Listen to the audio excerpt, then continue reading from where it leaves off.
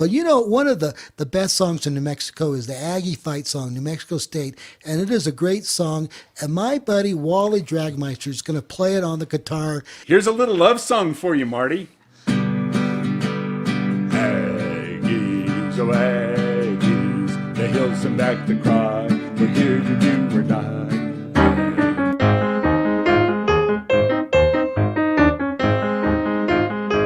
Hi, everybody. This is episode 15, America Talk It Up. I'm with my good buddy, Ed Nunes, who's my co-host. Ed, how you doing today? Great, Marty. Great, thanks.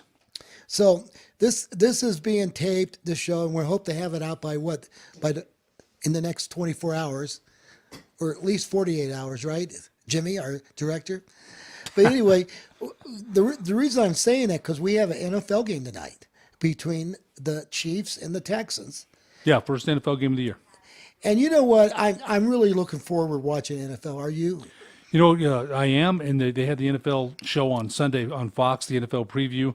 And the only thing that's weird to me, and I've gotten used to it with the NBA, is the no fans. But I love the NFL. I don't miss a game with the Dallas Cowboys, and I'll look in on the other teams. So, we've got Tom Brady at Tampa Bay, defending champion tonight, Kansas City taking on Houston. And people say Pat Mahomes is the best quarterback in the game. And you've got Deshaun Watson on the other end for Houston. So that should be one heck of an opening game for the NFL. And, I was, when I got up this morning, I saw a poll. I don't know if it was on CNN. It was one of those polls. 71% of the people do not want this to be political. They want just watch a game. 30% is okay with the kneeling and not standing for the national anthem, but 70, it was kind of surprising. 70% is a lot, Ed.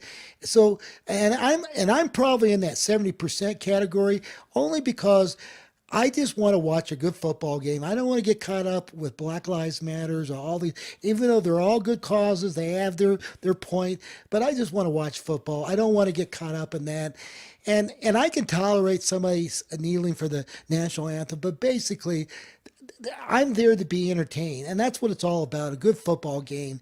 And that's probably why it polled around 70%. Now, there's probably the 30%, they want their message. But, if a football player wants to do his own press conference on his own time, that's fine with me, but not during the game. But that's just my feeling. I just want to watch it. I just want to watch tonight a good football game, man. I just want to see a good game, good competitive game. And, you and I were talking before we did this podcast. The biggest problem they're going to have is probably special teams. They didn't practice a lot of special teams. They didn't have a preseason game, only inter-squad scrimmage.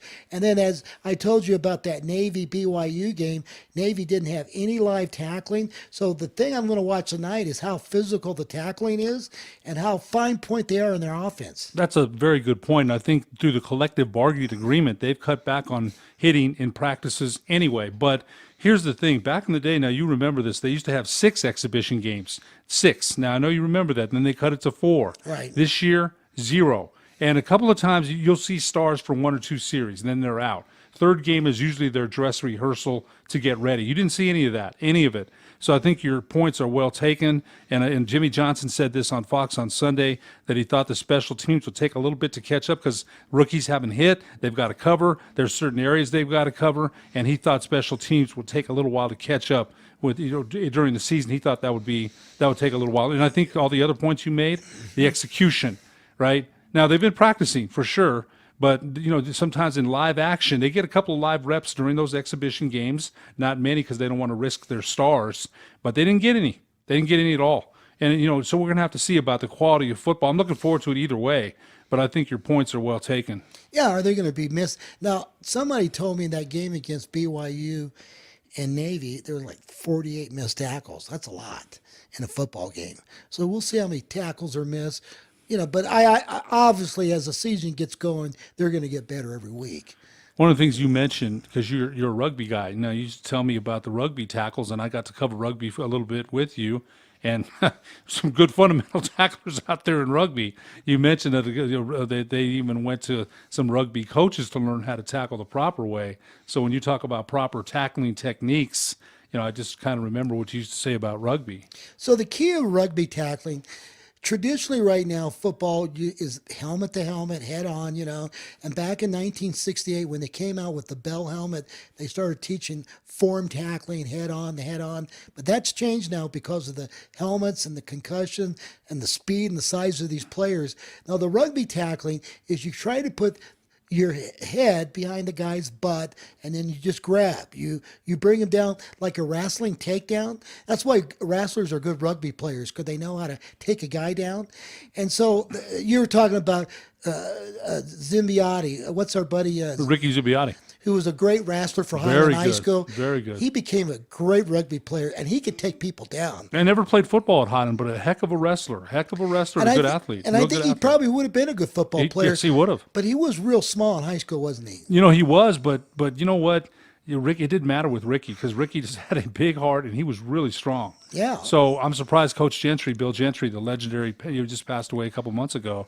I'm surprised he didn't ask Ricky. He probably did. Ricky was already doing wrestling, but he would have been a heck of a football player. So you can go up to YouTube, type in rugby tackling by Pete Carroll, Seattle Seahawks. He came out of a tape about 4 years ago, and that's the technique they use, and they're trying to use in the NFL. They're trying to avoid the helmet to helmet. As you know now, they're calling that play. If you go helmet to helmet, you're out of the game, or at least it's going to be a 15-yard penalty. If you remember back in the day, the hits, the big ones, Chuck Bednarik. Chuck Bednarik from the Philadelphia Eagles knocked Frank Gifford out one play, and Gifford didn't play the whole next season. You had Ronnie Lott, Steve Atwater, some real headhunters, Jack Tatum. Jack Tatum, he wrote a book. They call him the old Oakland Raiders safety. I know you remember him. Oh, yeah. He wrote that book. They call him the assassin. Jack Tatum, oh, my goodness. Him and Earl Campbell had a collision at the goal line one time. Oh, gosh. Earl Campbell staggered in the end zone. He knocked him out. And those were hits back in the day, and they weren't flagged. Now these days, if you lead with the helmet, 15-yard penalty. And the thing I mentioned to Bob Davies when he was the head football coach at UNM, the thing I was having a problem is when you go helmet to helmet or you go in, you bounce off the guy and the guy goes 14 yards. That's why rugby tackling forces you to wrap the guy up. You got to wrap him up and bring him down. And so I think tackling's changed, and the game's not going to be anymore. You're not going to see the helmet to helmet. It's the game of the past. And I'm telling you right now, the helmets are better built, but still, it is a dangerous play. And every time I see it in NFL, they're going to call it, and they're getting really strict. It's getting worse every year. They're not going to let these guys get away with. Now, there's times when a running back ducks down and a guy ducks down, they sometimes go head to head. Those are things that's hard to stop. But most of the time, you can avoid the head-to-head tackling in most cases. Not all the time. Some of those calls last year at the college level, even at the high school level and at the pro level, were very, again, some of these guys are saying, hey, I didn't hit him with the helmet. I hit him with my they go back to the replay, but they got flagged. And I think the officials are calling that very closely. The other thing, Marty, is helmet to helmet. You get a lot of concussions and the CTE. Those are issues. I read a book about the Cowboys, and Hall of Famer Tony Dorsett, even at 62, 63, has memory lapses. He doesn't remember who picked him up or who took him to his therapy. He's having short-term memory loss at 62. Jim McMahon, the former Bears quarterback, can't even get in the car and go down the street. They can't let him drive. So CTE is a big thing. And you're talking about Frank Gifford. He got hit by Bernett in 1960, knocked him out for the whole year. Now, when he died about 7 years ago. Kathy Gifford, the woman that's on television, she has a talk show. Right. She took his brain to the Boston College and he actually had a big case of CTE in his brain. So he had it, and Tom McDonald, the great Oklahoma Highland High School star. He had CTE at the end. He didn't know where he was. So I've got to believe. Now, back when my father played football in the 1930s, they did tackle. They had leather helmets, but they tackled with their shoulder head. They didn't go head to head because they had no face mask, nothing like that. Excuse me, but that's the way they played, and up until the late 60s, most people were taught shoulder tackling. When I played junior high football, it was shoulder tackling. And then all of a sudden the helmets started getting stronger. And especially when the Bell helmet came out, all these helmets became weapons. And you saw that in the late 60s all the way. and now they just started realizing it's not good for yourself. Well, it isn't. It's not, as you mentioned, it's not the proper tackling. I've never played football. You played football. You played under Coach Jim Ottman, who we were mentioning earlier. I just think so much of the world of Coach Ottman. You were probably taught the proper tackling technique, but look at the pros, guys like Ray Lewis going, imagine getting hit by that guy. Oh, my Urlacher. gosh, Brian Urlacher, both of them Hall of Famers, right? Dick Butkus. These guys were some hitters. So And, so the games change, and I'm glad they recognize their. You know, when I brought up the rugby tackling at a press conference, football press, they all laughed at me. They thought I was stupid, crazy. But I saw what was happening. The guys were bouncing off the players. They're going 14 yards. They weren't wrapping up, and to me, it wasn't working. And then I brought it up, and I guess what's the coach for Urban Myers from Ohio State? Mm-hmm. They started using rugby tackling the year I brought it up. And I knew Urban was good friends with Bob Davies. They both coached at Notre Dame together at one time. And I had a friend of mine talk to Urban Myers, who knew him very well. And Urban called Bob Davies up and said, "You better start doing rugby tackling. Things are changing." And all of a sudden, about 2 weeks later, Bob Davies came up. "Oh, you're right about that, Marty. And I'm glad we need to talk about rugby tackling." But all of a sudden, before that, everybody was chastising me here in Albuquerque, thought I was nuts. But then again, I was probably the only guy at the press conference that ever played college football or ever played rugby, and I knew the difference between the tackling techniques. And then you've been around rugby, you know it's different. Oh, I think the thing that surprised me is the hits you mentioned, but the clean hits, the technique of tackling in an open field. Yeah. There are some really good Samoan rugby players. I remember being at the Albuquerque Balloon Fiesta Park out there, Yes. and just seeing some real good athletes and some good tackles. And I think ones that surprised me when I was broadcasting the game, kind of took me by surprise. The open field one-on-one tackle that you didn't go head on. That was, as you mentioned, very fundamental. So I give a lot of credit to Pete Carroll, the head coach of the Seahawks.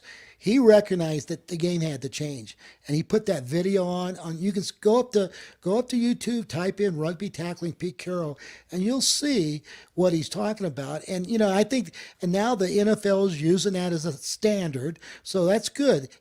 In a lot of ways, Pete saw the game changing, and he decided, well, we're going to have to do something differently.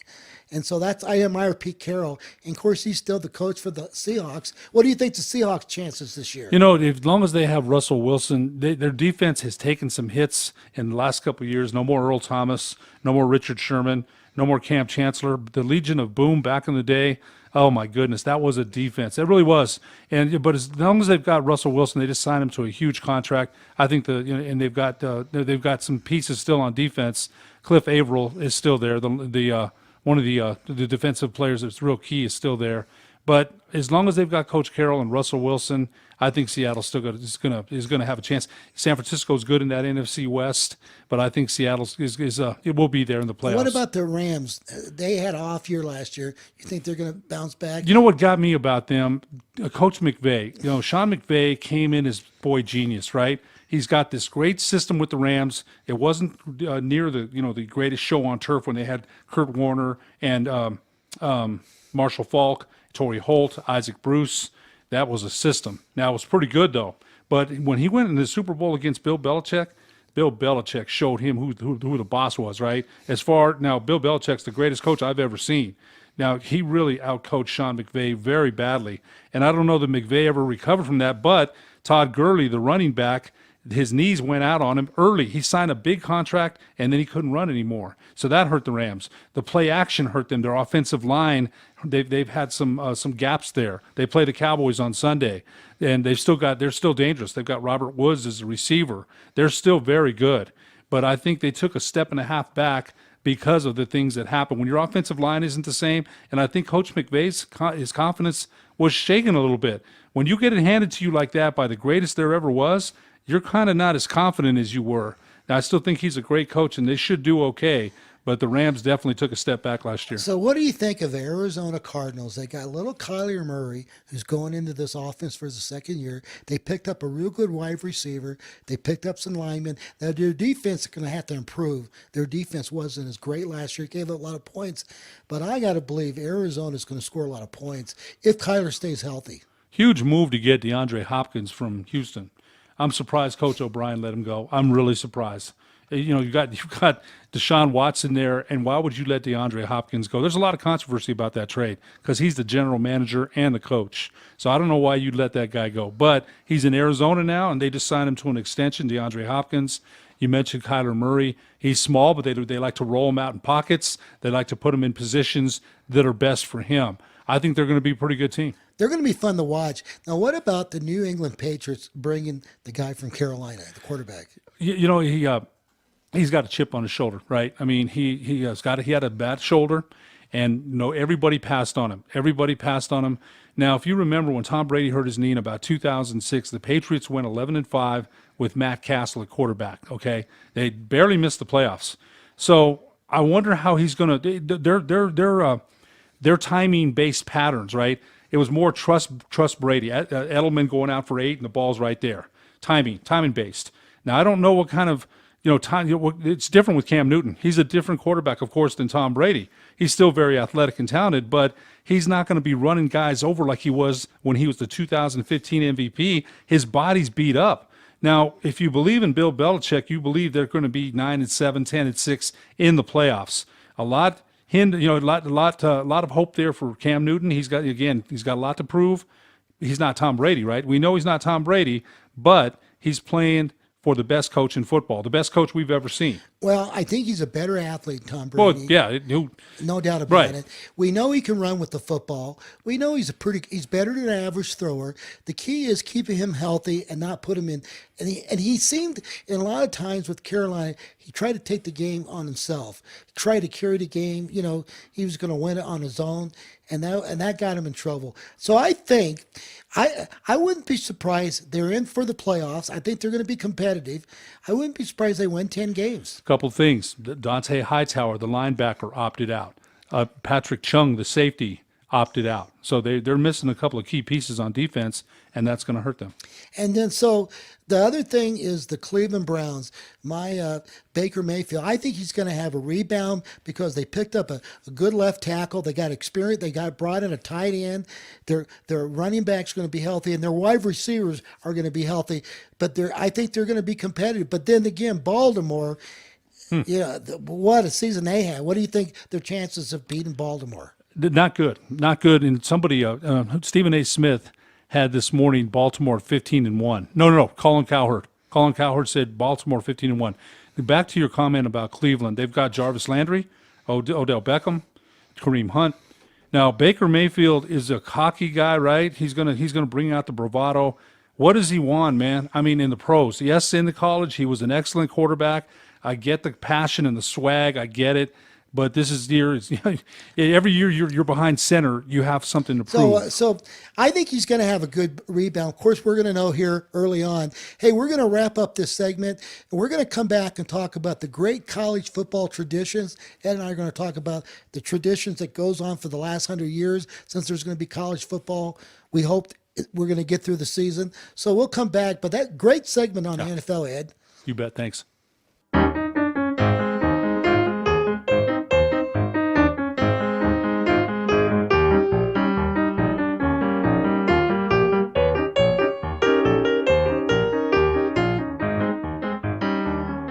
All right, Ed, we're back to the second segment here. Hey, I want to talk about college football tradition, pregame tradition, and this tradition of football. And, and the first one I'm going to bring up is Texas A&M, the 12-man tradition. And you've heard of the 12-man tradition. You know what the story behind that? Back around World War I, when the guys went out to war, they didn't have a lot of players, and they were playing. I think they were playing TCU, and they didn't think they had enough guys to play. They barely had 11 guys, and so they just before the game, somebody in the stand said, I'll come out and be your 12th man, just in case so and so got hurt. That was back in the war when all these guys were going to war. Right. And that's how the 12th man tradition came about. And then now the 12th man, they all stand up during kind of like the global basketball game. You stand up for the first basket. The students stand up the whole game. Yeah. And that's the 12th man. Another tradition at Texas A&M, they had an American collie called Reveille, and he was given to them during World War II, and they've had a collie tradition ever since. As a matter of fact, all the Reveilles, I think they're on their 13th or 14th Reveille. Oh, wow. Yeah. And they're all buried. They have their own cemetery at Kyle Field looking at the field. And then, of course, we've heard the tradition of the Georgia Ugga, the bulldog. I've seen that bulldog on the sidelines for years. Now, Ugga, by the way, on Reveille, one of the cadets is signed a Reveille, and they take Reveille to the class. So when school opens up, they take the dog. His job is to be with Reveille 24/7, and he takes the dog to the classes, when they have a lecture class, whatever. And when the dog walks in, he gets a standing ovation, and he has him on the leash, and he sits there. So can you imagine? And then he has to take care of Reveille, make sure he gets fed, make sure he gets to practice. But one of the great traditions at Texas A&M, on Friday night, the night before the game, they have the famous midnight yell, and they march in the stadium, 30,000 people at midnight, and they go through yell practice, and they have the marching band. I think I sent you a video on that. And that's a great tradition at Texas A&M. Right, and that's just a real quick comment on that. Think about all these traditions around college football and how important football is to the school and that community. Those things that you mentioned, I've heard of them all, and that's why it's making me smile. What kind of a school, again, a dog getting that kind of attention walking into a class, that's just amazing. So since we're talking about animals, what about Ralphie, the buffalo from Colorado? Yeah, he's another one. And there's times I've seen games. I went to a Colorado game once, and Ralphie almost broke loose, and they got to have 20 guys they got him on a rope, 20 guys to bring him out to the stadium, the big buffalo. Right. And then you got Bevo, the big longhorn from the Texas Longhorns. And that's another animal tradition. And, of course, one of the great traditions is USC. Too bad New Mexico can't play USC because the game's been canceled. But one of the great traditions is they have this guy dressed up as a Trojan on a horse, and then the horse is called Traveler. Tommy Trojan. And just before the game, he comes out on the horse, Right. And then, of course, another tradition with the horse is Texas Tech. The Red Raider, remember they come out with the horse? All of those I remember. And it's funny you mentioned the one at USC. Then you've got the band playing that great. The USC band is incredible. So I'm just seeing what you mentioned, that horse at USC. I see that both there and at Texas Tech. Yeah, I see both of them. And then Oklahoma State has a horse called Bullet, and he comes out he comes out of a horse pen. They build a horse pen right on the football stadium. His name is Bullet, and he comes out with the Oklahoma State Cowboys. But it's funny talking about the bulldog Ugga.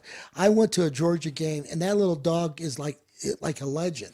And I think they're on their 30th Ugga. Ugga's been around for almost 90 years. There's always been a bulldog. Right. But this gives me a good story to tell you. Back in 1959, my sister was the head cheerleader for the Henrietta Fighting Hens. And the big game of the year where they opened up the seasons was a little town 30 miles north of Henrietta called the Okmulgee Bulldogs.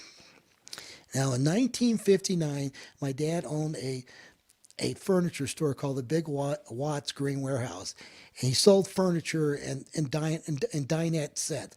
Well, this young couple came to my dad and said, "Look, we don't have enough money for a down payment, but we have this little puppy bulldog." And they gave the bulldog to my dad as a down payment to buy this little dinette set. Yeah. And so his name was Gussie. Now, so here's the story. So the big game was against the Okmulgee Bulldogs and the Henrietta Hens. And my sister had this idea just before kickoff. They were going to put the hen on the 50-yard line and little Gussie, my bulldog, on the 50. And whoever chased the dog down the end zone was going to win the game. And little Gussie hightailed down to the end zone because he didn't want to have anything to do with that little hen. And, Oh, man. and everybody thought that the fighting hens were going to win that ball game, but Old Moggy won 30-0. So In spite of. in spite of that, so can you imagine? And that little dog was the first dog I ever had as a little boy. I was like in the first grade, Right. And he Don't was forget those. he was a down payment on a dinette set. Man, you don't forget those kind of stories. Yeah. So talking about Georgia Uga, what a story. And then, we've got other great stories like Texas Tech, the Ramley WAC. They have some Model 4 comes out on the field, Right. And then, of course, we talk about the Oklahoma Sooner Schooner.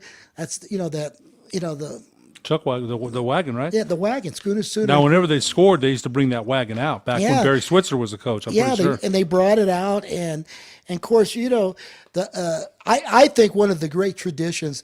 If you ever gone to a Notre Dame game, I've been to about 3 of them in my lifetime, but I love the fact just before the band comes out of this tunnel, and they have these Irish guards dressed up like the Scottish Celts and stuff, and all of a sudden here comes the Irish, and the Scottish guard goes marching on the field, and probably I would think maybe the greatest fight song of all time. Some people say Hells of the Victors by Michigan, but I actually think the most recognized fight song in America is probably the Notre Dame fight song, don't you think? I wouldn't disagree. And it just, there's the Lobos weren't scheduled to play Notre Dame this year. Or were they? I can't remember. No, that was last year. Last year. So New Mexico, well, yeah, they dropped that decision last year to South Bend. And just you describing that before the game, I wish I could see that live. Imagine going there and seeing that live. That would be awesome. So I remember my one of my cousins was going to the OU in 1966. They played Notre Dame at Notre Dame, and they got up on Notre Dame 21-0 in the first quarter. It was where touchdown Jesus. That's a big picture behind the stadium. You can see this big portrait of touchdown Jesus. Well, anyway, it was rainy, cloudy, and Oklahoma was up 21-0. That time, Terry Hanratty was the quarterback for Notre Dame, him. and all of a sudden, my cousins yelling and screaming. We're beating the heck out of Notre Dame. Some of the Oklahoma fans can get really loud and obnoxious sometimes, and they're in the stands there in Notre Dame, and everything was just going Oklahoma's way. 21-0. They're counting their blessings before the game, and all of a sudden, the cloud opened up, the sun came out, and all of a sudden, it's like Jesus just came down, and Notre Dame went nuts, scored 35 straight points, and won the ball game. and my cousin said, "Man, maybe they have something going with God, They, yeah. yeah. And, it's funny. I remember Father Flanagan, the old priest there at Notre Dame, Father Flanagan. Somebody, he was telling one of the football mothers, or one of the families, that Jesus was Irish, and the woman said, "Well, how can he be Irish, Father Flanagan? I mean, his mother was Mary, the Virgin Mary. Right. His dad was a carpenter, right? Right. And Joseph the carpenter, that was his father." And he came from a Jewish family, right? How in the heck did you came up with this thing that he was Irish? He can't be Irish. He had to be Jewish. And Father Flanagan looked at her and he said, "You know what, ma'am? He was 31 when he died. He was single and he was living with his mother. He had to be Irish." and poor Father Flanagan. So anyway, that's a great tradition. Now, another tradition is Clemson has this thing called the Howard Rock. Remember, they come out of the stadium and they rub the rock for good luck? Right. And that's been good for them for the last 3-4 years, right? Well, they open up on a Saturday, so we'll see how that tradition continues. But yeah, that has So worked my for them. question is, the reason why we're bringing up these great football traditions, because you and I have been talking, can they get through the season without the virus closing them down? Well, you mentioned that, and you sent me something yesterday, and there's been good news on the high school front. There hadn't been any infections in 3 weeks, and that's good. But then Baylor had to cancel a game against Louisiana Tech in college football because Louisiana Tech had an outbreak of positive COVID-19 tests. So I hope they can. We want to see that. Texas Tech women, the soccer game that they were going to play tomorrow, Friday, well, this is Thursday, they had to cancel because they had some COVID positive tests. They didn't have enough goalies, so they couldn't play their soccer game tomorrow. So going back to what you said about football, I sure hope they can. Of course, that's what we want to see. Of course, if they can or not, I will just have to see. So I had a conversation with the assistant athletic director of Oklahoma last Saturday, and I asked him the same question. And he said, Marty, we're just going to go week to week, and we'll see how it goes. If we get closed down, we get closed down. That's kind of their attitude, week to week, and see how this thing goes. Well, one more comment on that before we close this. But the virus right now, unfortunately, until they get that vaccine, right now the virus is ruling that. And not people, not a governor, not a president, not a senator. Right now, unfortunately, that virus is in charge. I hate to say that. I don't mean that in a bad way. It's just the truth. So, hey, we're going to come back and talk more about college football tradition. We got one more segment left, but this is great. We're going to talk about the Arkansas Wooey Pewee Sioux, or is it Woo Pig Suey? Big Suey. And then we're going to talk about the famous Ohio State band with the dot in the I, some of the great traditions of football.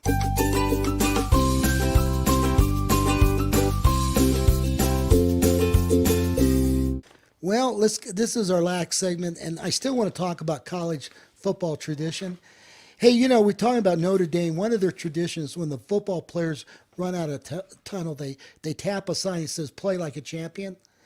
And a lot of schools have followed that tradition, but that's a tradition that goes back to Newt Rockne. Right. And win one for the Gipper. You think about Newt Rockne, and so many things come to mind. Frank Leahy, Ara Parsegan. They've just had Dan Devine. A lot of people forget about Dan Devine. Dan Devine was a heck of a coach too. But when you mention that about Newt Rockne, they have those old black and white film clips of him making speeches. And so the story goes back in the 1920s. Now George Gipp played around just before around World War I, and he died. He came down. He was the great star for Notre Dame. And on the last game of the season against Northwestern, he came down with some kind of pneumonia cold, and he died 6 days later in the hospital. And Newt Rockne goes to his bedside, and Gipper says to Newt Rockne, hey, Rock, if the team ever gets in a jam, why don't you just tell them to win one for the Gipper, okay? So that game was in the 1920s. It was number 1 versus number 2, Army versus Notre Dame in Yankee Stadium. And Notre Dame's down 7-0 at halftime, and things are not looking good. And Rockne goes into the locker room, and just before the team went out for the second half, he tells that story, win one for the Gipper and play like a champion. And that's why they have that thing in the stadium, in the locker room. They tap, play like a champion, and they go out and they beat Army. That's the story. And that's how win one for the Gipper. And George Gipp was a great player, but he died at the height of his life. He was just 22 years old. Oh yeah, that's so really young. That's how they got that story. Of course, Ronald Reagan and made it famous in the movie Newt Rockne, All-American. So that's a great. And then we're talking about the Big Ten. Ohio State has this pregame thing where the band comes out and plays the Ohio State song, and they have somebody, the tuba guy, dots the I, the famous strip. And I've seen that at games at Northwestern. I had season tickets for Northwestern for 9 years, and that was great. Then one of the other great traditions, the world's largest drum is Purdue University. And when this drum comes out, it is gigantic. The biggest. It takes 5 guys to carry this drum out. That's what I have not seen. I'd love to see that one. That's a Purdue tradition. And of course, Arkansas, Woo Pig Suey. They call it the pig call. Just before the team comes out on the field, they start doing this pig call.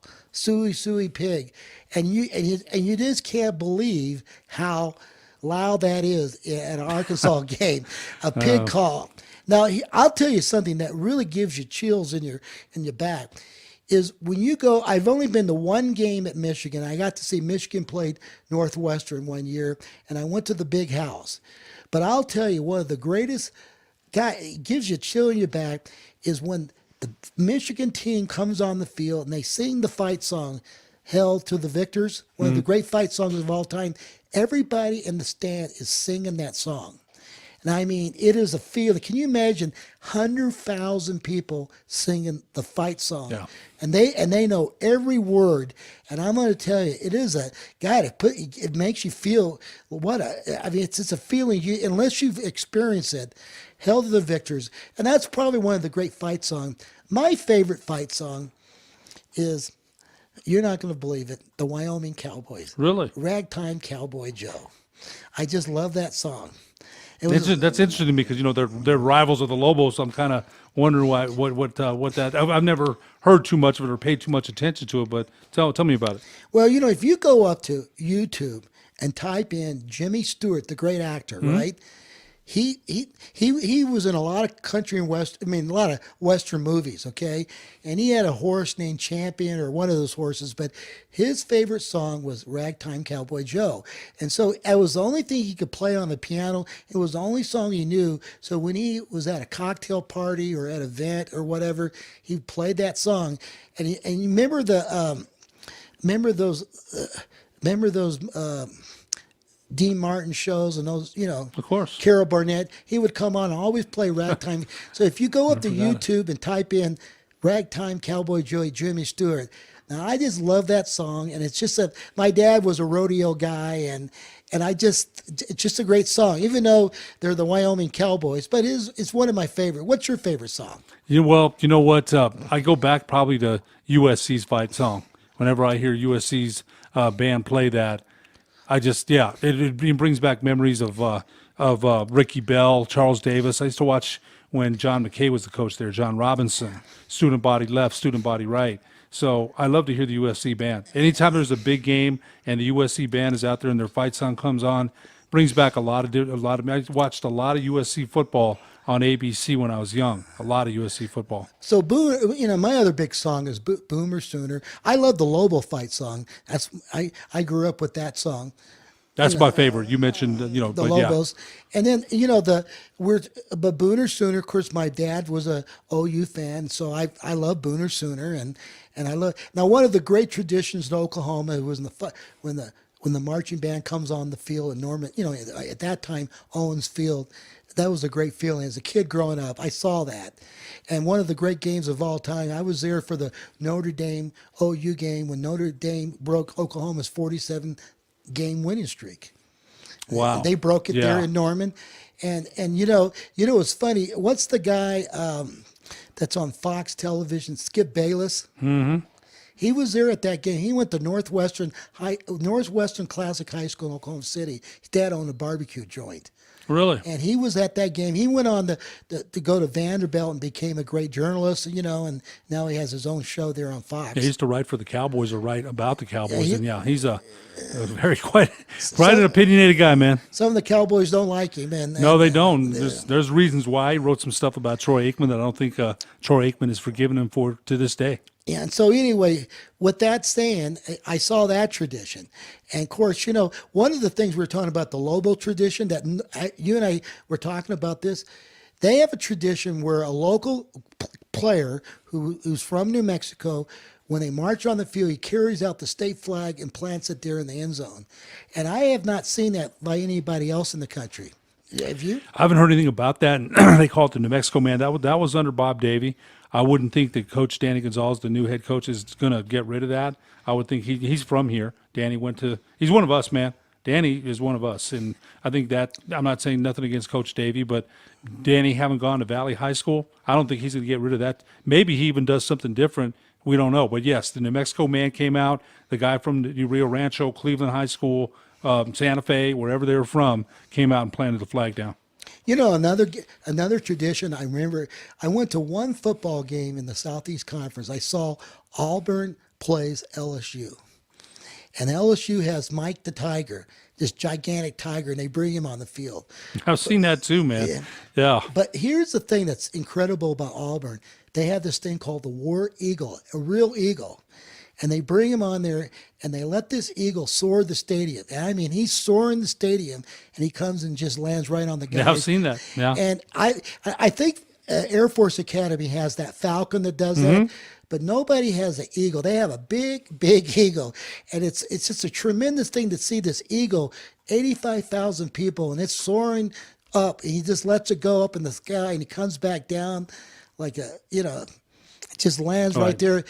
That's a great tradition for Auburn. Of course, Mike the Tiger. Now, I will tell you this, the best looking women I've ever seen in a marching band, and of course, what's the girls, the pom-pom girls, or what's the Burnett, the baton. Right. I know what you're talking about. I don't know their names, but yes, I know what you're talking about. They have about the sexiest looking outfits is the LSU Tigers.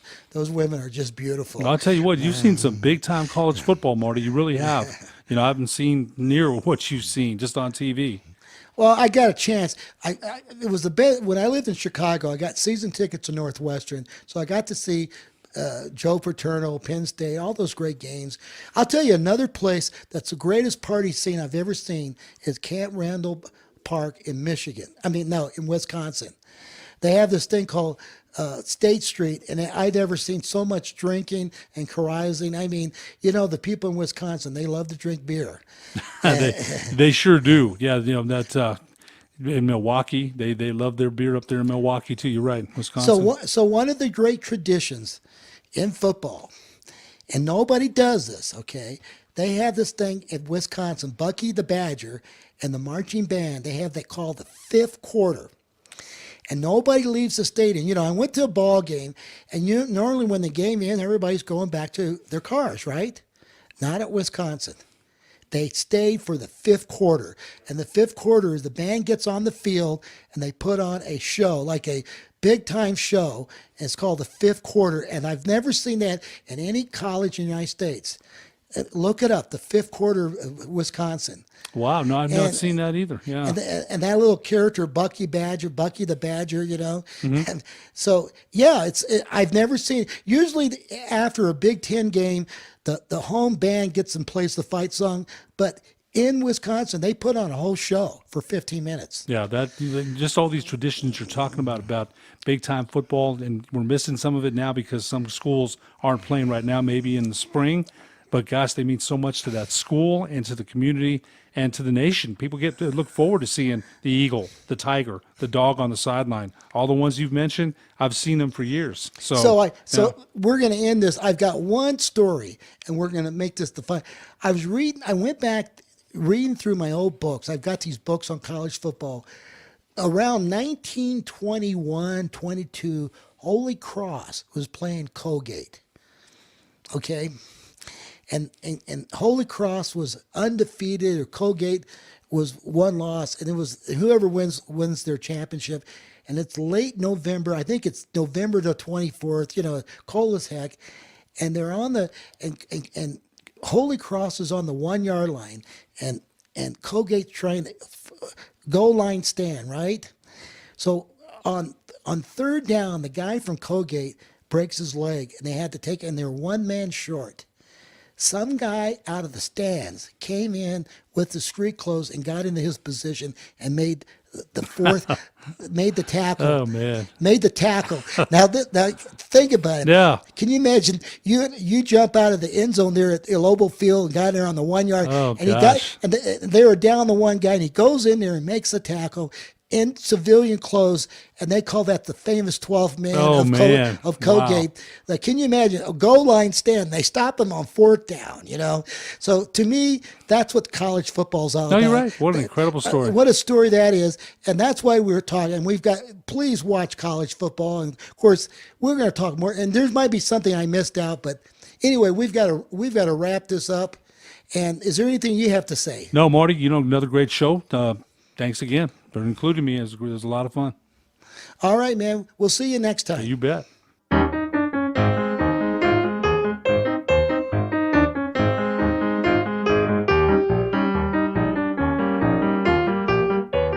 Hey, I got a bonus segment here. Since we're talking about fight songs, and I mentioned Ragtime Cowboy Joe, and I mentioned Booner Sooner, all these songs.